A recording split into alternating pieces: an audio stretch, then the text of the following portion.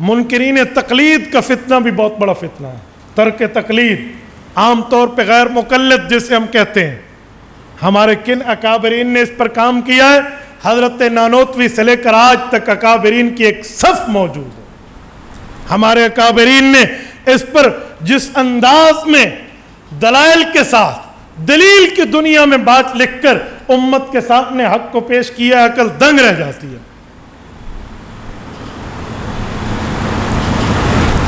اگر ترک تقلید کے لوگ آئے ہیں، ترک تقلید کا معنی جنہیں اکابرین پر اعتماد نہیں ہے، بڑوں پر اعتماد والا مزاج نہیں ہے. کیوں؟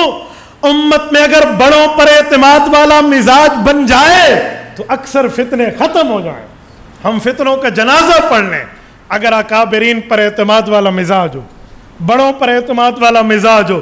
کہتے تو سارے ہیں بڑوں پر اعتماد کریں، لیکن جی نہیں، لوگ بڑوں پر اعتماد نہیں کرتے. جامع ترمذی جلد نمبر 2 ابواب الفتن باب ما جاء فی علامات الساعہ، حضرت امام ابو عیسیٰ ترمذی رحمہ اللہ حضرت علی المرتضی رضی اللہ عنہ کی ایک تفصیلی روایت لائے ہیں. اس کا ایک ٹکڑا پڑھنے لگا ہوں. حضرت علی فرماتے اللہ کے رسول نے فرمایا قیامت کی نشانیوں میں ایک نشانی ہے وَلَعْنَ آخِرُ هَذِهِ الْأُمَّةِ أَوَّلَهَا. کیا مطلب؟ بڑوں پر اعتماد والا مزاج ختم ہو جائے گا. یہی ہے نا لعن آخر هذه الامة اولها. امت کا پچھلا طبقہ اگلے طبقوں پر لعنت کرتا پھرے گا، بیزاری کرتا پھرے گا.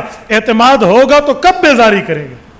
یہ بڑوں پر جب اعتماد ختم ہو جاتا ہے، علماء کو نہیں ماننا، فقہا کو نہیں ماننا، صحابہ کو نہیں ماننا، یہ بڑوں پر اعتماد والا مزاج ہی ہے نا جو ختم ہو رہا ہے. یہ معاملہ آیا تو علماء دیوبند نے اس کا قلع قمع بھی دلیل کی دنیا میں کیا ہے. اور خدا کی قسم ٹھوک بجا کر، ہم ٹھوک کر اس پر بات کی ہے. قاسم العلوم والخیرات، بانی دارالعلوم دیوبند، حجت الاسلام والمسلمین، حضرت امام مولانا محمد قاسم النانوتوی رحمہ اللہ کے رسائل نانوتوی اٹھائیے، الدلیل المحکم لکھ کر ترک تقلید کا بالکل چوک پر ننگا کر کے علاج کیا ہے. اس سے آگے آئیے توثیق الکلام حضرت نانوتوی کی اہم کتاب ہے. حضرت نانوتوی نے اس پر امام کے پیچھے قرآن پڑھنے کے حوالے سے دلیل کی دنیا میں پوری ترتیب سے مسئلہ سمجھا دیا ہے. مولانا رشید احمد گنگوہی کو لیجئے، سبیل الرشاد لکھ کے امت کے سامنے ترک تقلید کے فتنے سے آگاہ کیا ہے. اوفق العرا فی تحقیق جمع فی القرآ لکھ کر امت مسلمہ کے سامنے حضرت گنگوہی رحمہ اللہ نے مسئلے کو نکھار کے سامنے لکھا ہے. اگر اس سے بھی آگے آئیے، شیخ الہند مولانا محمود حسن دیوبندی رحمہ اللہ بھی اس فتنے کا تعاقب کرتے ہیں. وہ شیخ الہند جس کی نظر عالمی سامراج کے مقابلے میں بھی ہے، جس شخص نے انگریز کی آنکھ میں آنکھ ڈال کے اسے چھٹی کا دودھ یاد دلایا ہے، وہ شیخ الہند جو ترک کی عثمانیہ خلافت کا محافظ بن کے مکہ مکرمہ میں جاتا ہے، ترکیوں کا شریف مکہ غدار بن کے غداری کرنے پہ آ جاتا ہے. شیخ الہند کے خون کے قطروں میں غداری نہیں ہے، وفاداری ہے. غداری نہیں ہے، تابعداری ہے. غداری نہیں ہے، جانثاری ہے. شیخ الہند اپنے 5 ساتھیوں سمیت گرفتار ہو جاتے ہیں. 1915 کی گرفتاری 1919 تک 4 سال جزیرہ انڈمان میں گزارتے ہیں، جہاں کی ٹھنڈی ہواؤں نے شیخ کی جوانی کو بڑھاپے میں بدلا ہے، طاقت کو کمزوری میں بدلا ہے، صحت کو بیماری میں بدلا ہے. لیکن شیخ الہند نے اس جگہ رہ کر بھی رہتی دنیا تک کارنامہ سر انجام دیا.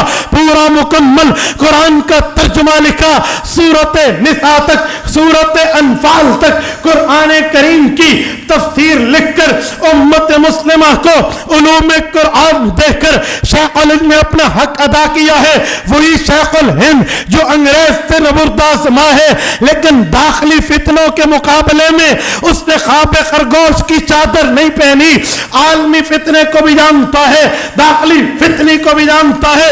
شیخ الہند کا دور ہے, بٹالوی نے اشاعت السنہ میں 10 سوال لکھے, 10 آنا انعام کا چیلنج دیا. کہا اے امام ابو حنیفہ کے ماننے والوں, اے حنفیوں, تم مجھے ان سوالوں کا جواب دے دو.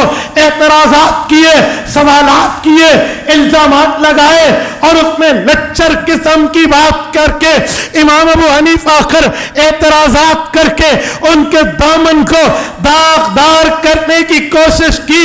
تو شیخ الہند نے حضرت نانوتوی کے حکم پہ اس کا جواب ادلہ کاملہ لکھ کر دیا.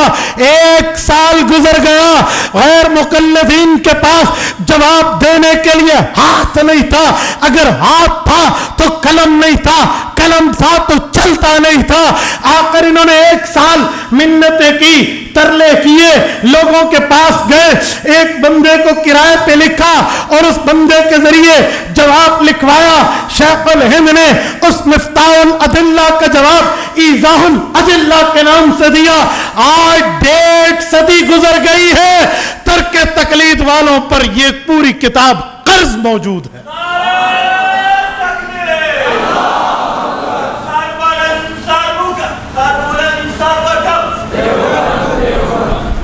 آج تک اس سوالات کے جوابات خالہ جی, پھپھو جی, ماما جی, اماں جی, ابا جی کے گھر کا کھیل نہیں ہے کہ وہ جواب دے سکے.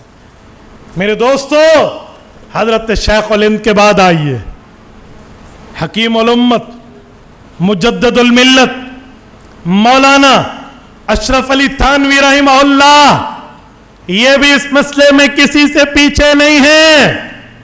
ترک تقلید کا فتنہ آیا تو مولانا اشرف علی تھانوی کا قلم چلا ہے, الاقتصاد فی بحث التقلید والاجتہاد, یہ لکھ کر امت مسلمہ کے سامنے اپنا حق ادا کیا. اور حضرت مولانا تھانوی کے بعد آئیے چشم و چراغ خاندان سادات کے, کشمیر کی دھرتی سے اٹھ کے دیوبند کو مہکانے والا گلشن, خاتم المحدثین, اذہن الناس فی الزمان, مولانا سید انور شاہ کشمیری رحمہ اللہ. حیران ہو جاتا ہے بندہ.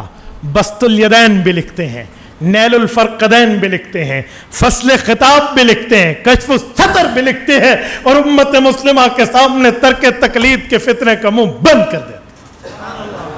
اور میرے دوستو, حضرت کشمیری کے بعد شیخ الحدیث و تفسیر مولانا محمد زکریا کاندلوی علمی دنیا میں اس پر خاموش نہیں ہے. جزء ما قال المحدثون فی الامام ابی حنیفہ لکھ کر امت مسلمہ کے سامنے اپنی ڈیوٹی سر انجام دیتے.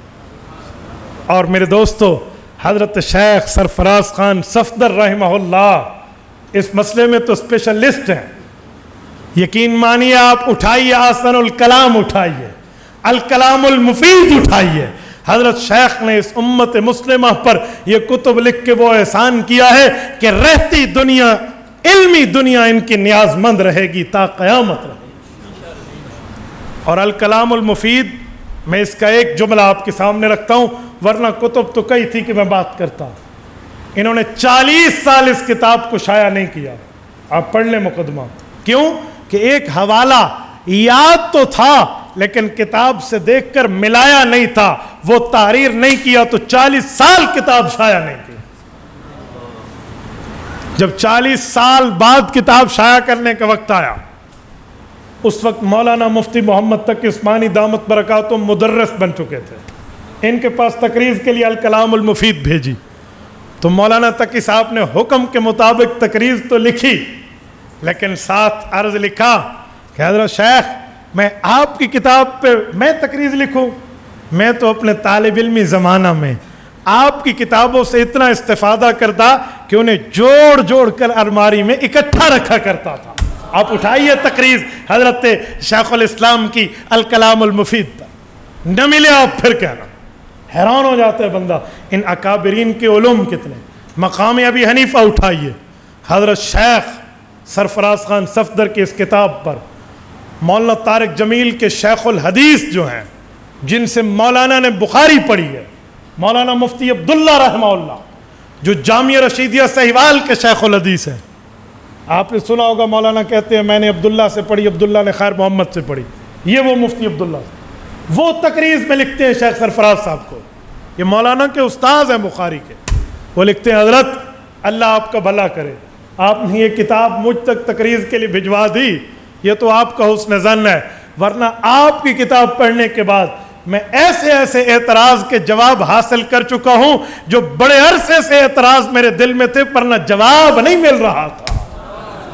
یہ ان کے استاذ لیول کی بات کر رہا ہوں.